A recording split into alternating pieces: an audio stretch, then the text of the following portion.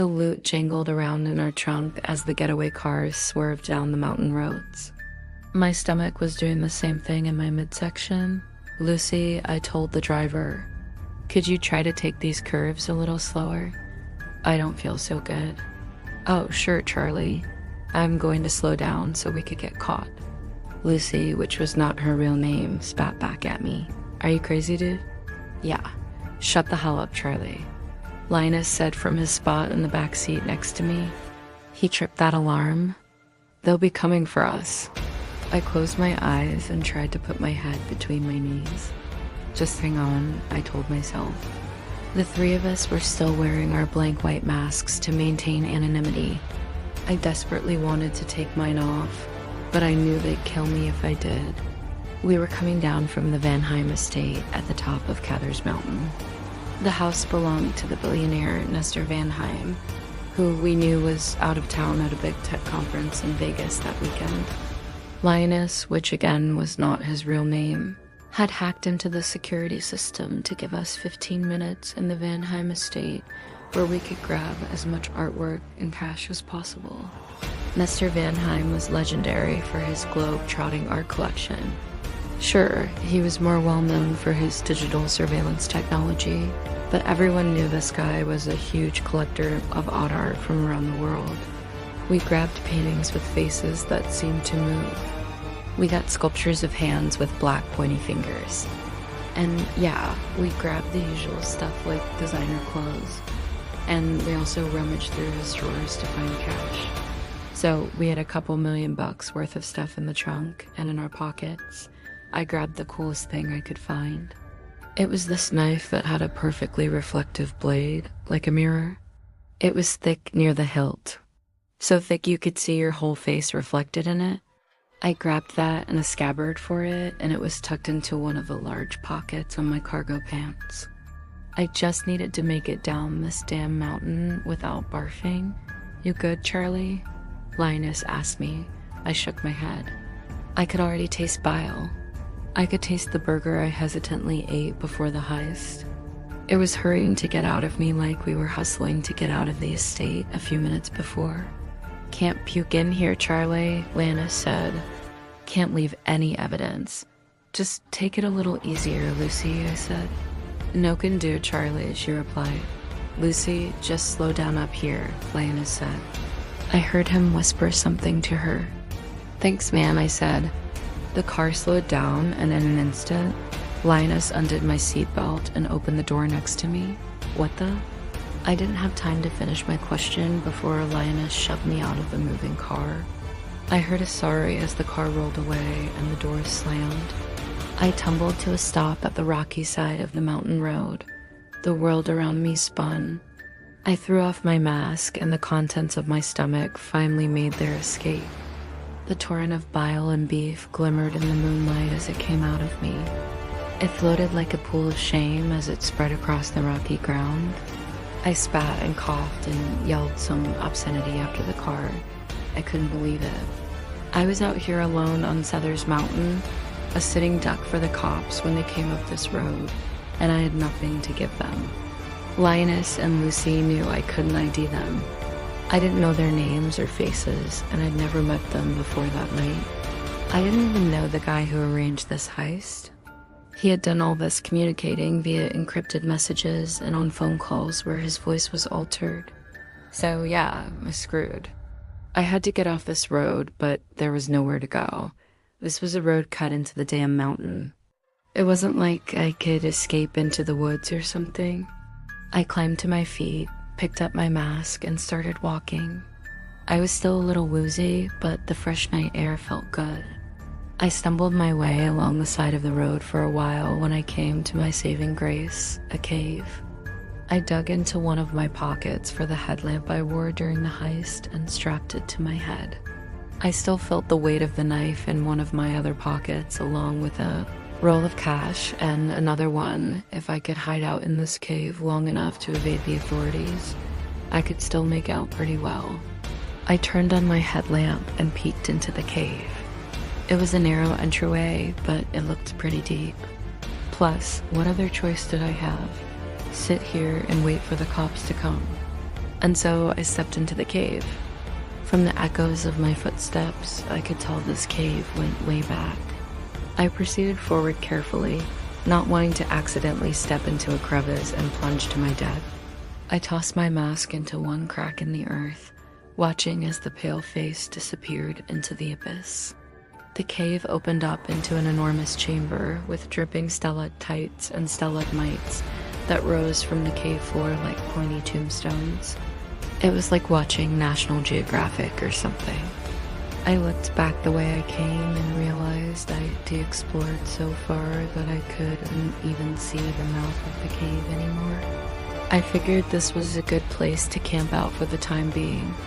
I felt better now and was coming to terms with the fact that all I was getting away with was a few thousand in cash and this cool night, as long as the cops didn't come this deep into the cave.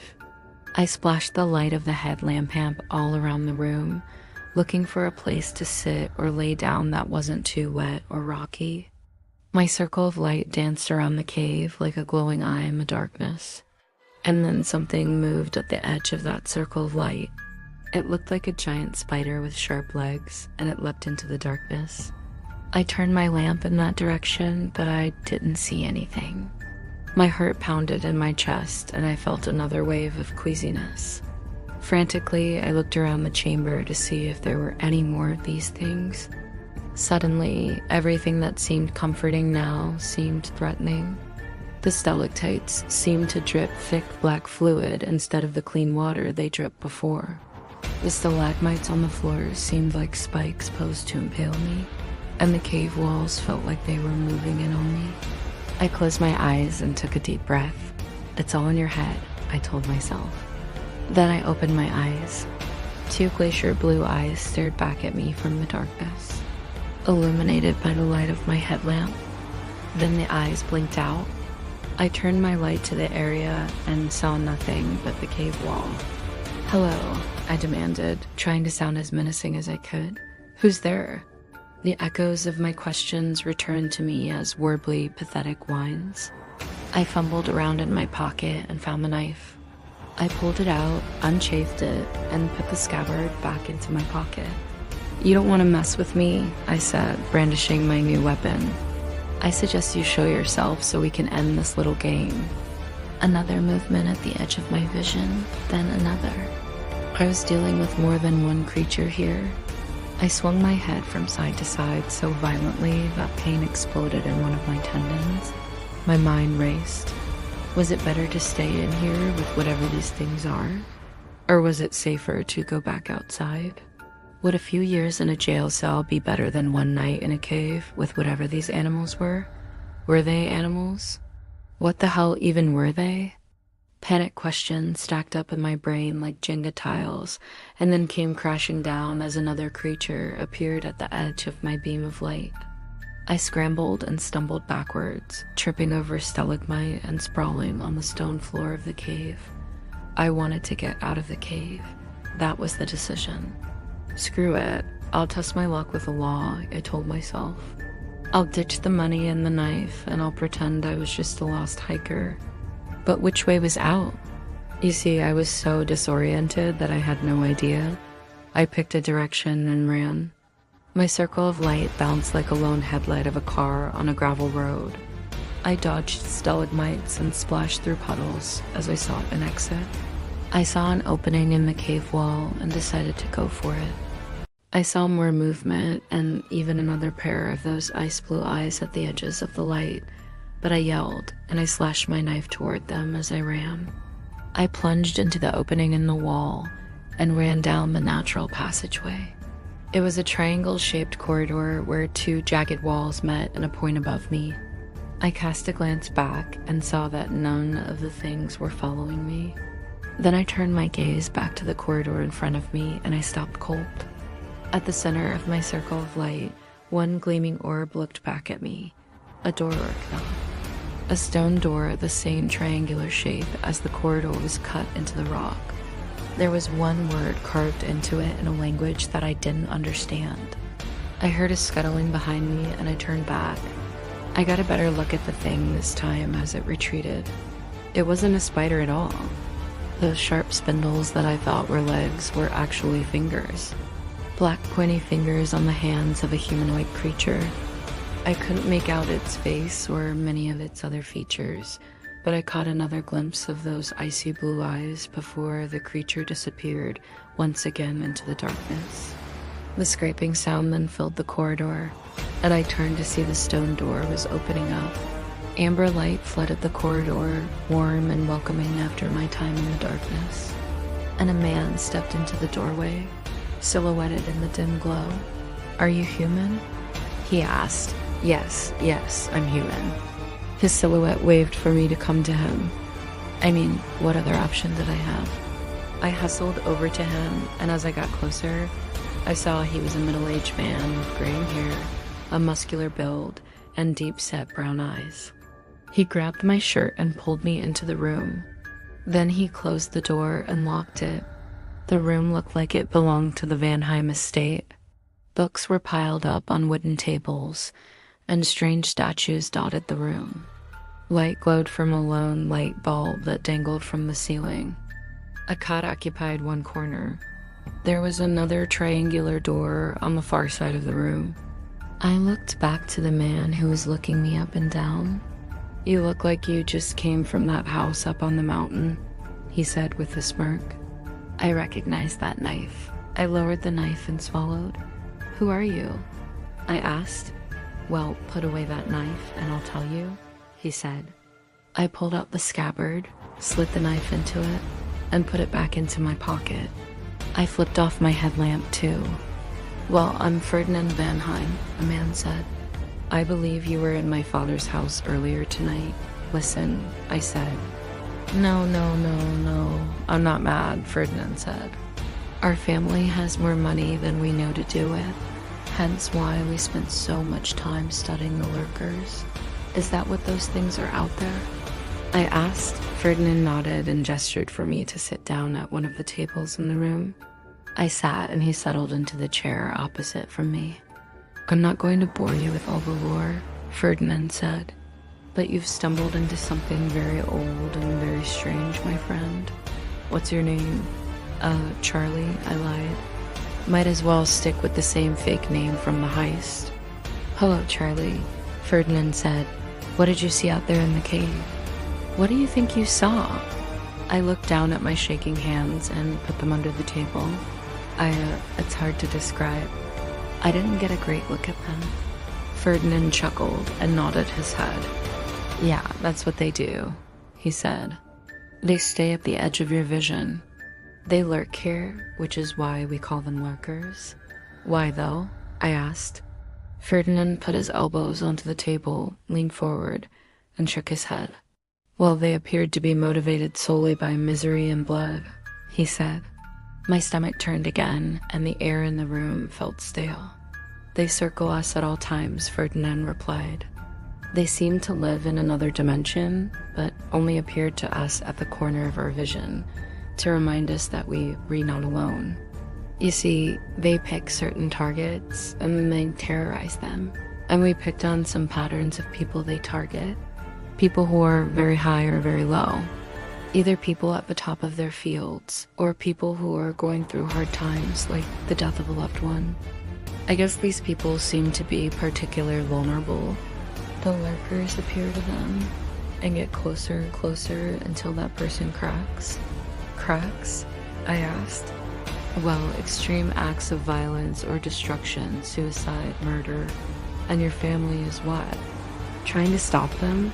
Ferdinand nodded. "Well, my father was afflicted years ago. He had to have us kids run his business for a short time while he went off on a worldwide journey to track these things down. He still travels non-stop, collecting artifacts that cultures from all over the world have created about the lurkers. Hell, you probably saw them.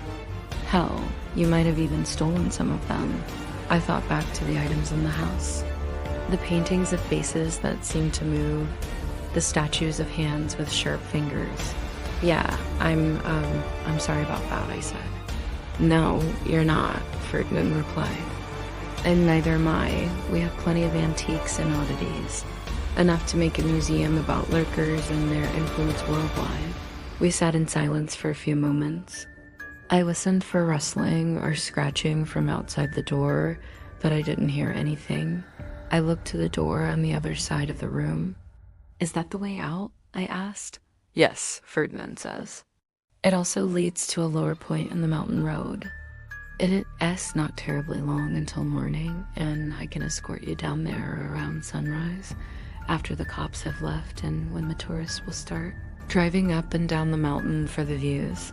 Maybe one of them will pick you up." The next couple of hours were tense. Ferdinand and I made small talk, and neither of us wanting to share anything about ourselves. I asked for more information about these lurkers, but he was hesitant to share much. I examined the artwork displayed around the room and noticed one odd one in particular. It was a bust of a grinning woman with a veil across her face. I was amazed that somehow the sculpture turned a hunk of marble into a see-through veil with a vivid face. And depending on how the light was hitting the eyes beneath the veil, the eyes were either black or light blue, the same shade of blue as the lurkers. "So, what's the story behind this one?" I asked Ferdinand.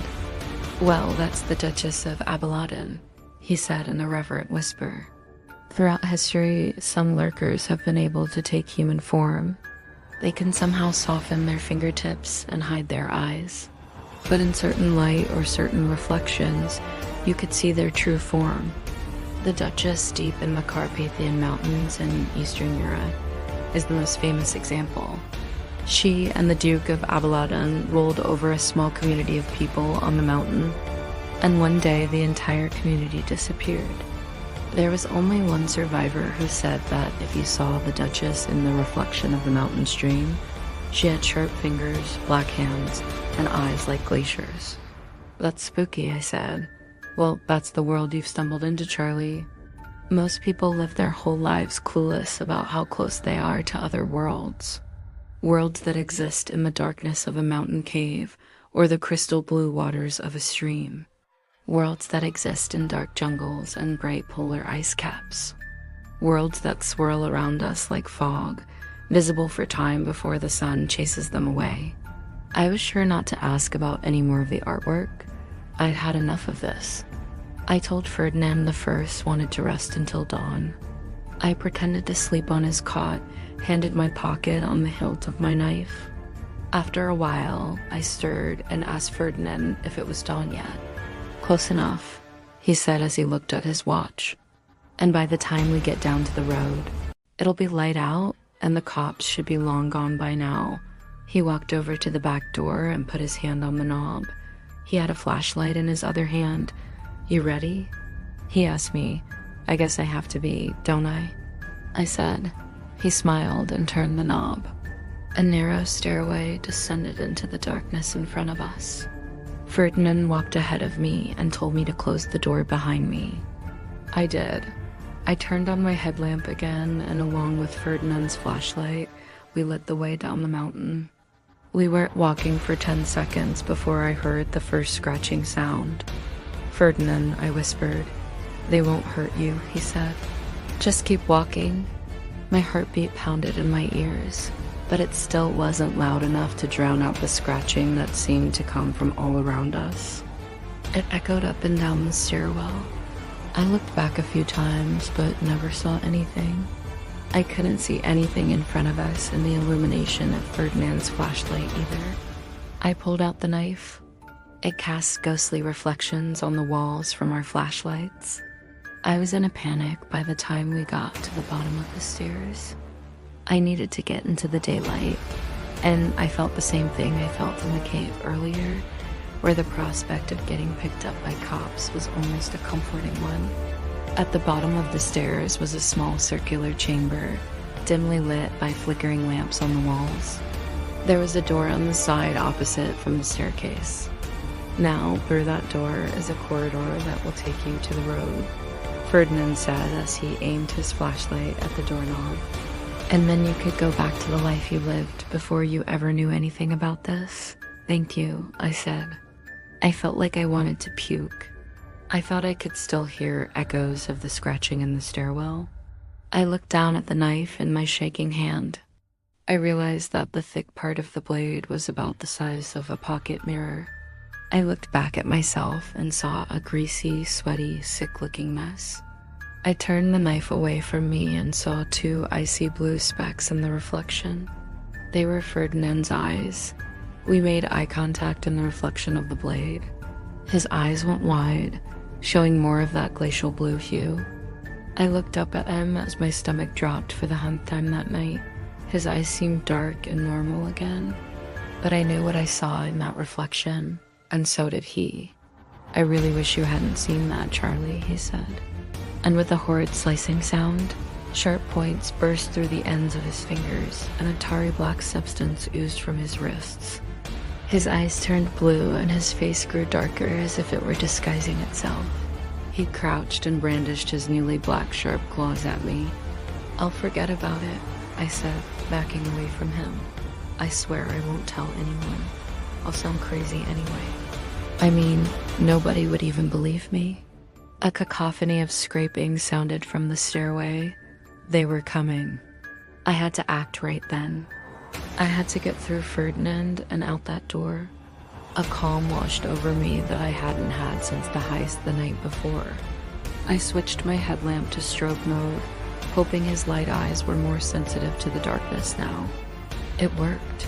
He put his hand over his face when I shined my light into his eyes. I ran at him and shoved him out of the way. He tumbled to the side, but not before he lashed out at me. One of his claws caught my forearm and sliced me nearly from the elbow to wrist. It was a shallow cut, but it was excruciating. I dropped the knife, which sounded like the clattering of a whole cutlery set in that echoey chamber, and with my other hand, I twisted the doorknob and flung it open. I cast one final glance behind me and saw an army of lurkers emerging from the staircase. I slammed the door shut and ran. I was in a crevice that was just wide enough for me to fit in. It twisted and turned, but after a minute or two, I emerged into the mountain road. I cradled my bleeding arm and prayed for a car to come along. I still had stolen money in my pocket, but I didn't care. I needed to get away from here and never come back. 2 or 3 cars passed by me, but finally one slowed down for me on its way down the mountain. It was a shiny new BMW, which didn't seem like the kind of car to drive on a dusty mountain road. I climbed into the back seat and thanked the driver profusely. The driver was a woman in her 30s or 40s. She had delicate features and expensive earrings. I apologized to her for the blood, and she said she'd seen worse. "Where are you heading?" she asked. "And what are you doing on this mountain?" I was caving, I told her. "And if you could take me to the hospital, that would be amazing." "Sure thing," she said. "You know, the caves on this mountain are very dangerous and close to the public, you know." "Oh, I know." I said it was a stupid thing to do. It really was. I haven't been in those caves for years. My blood went cold.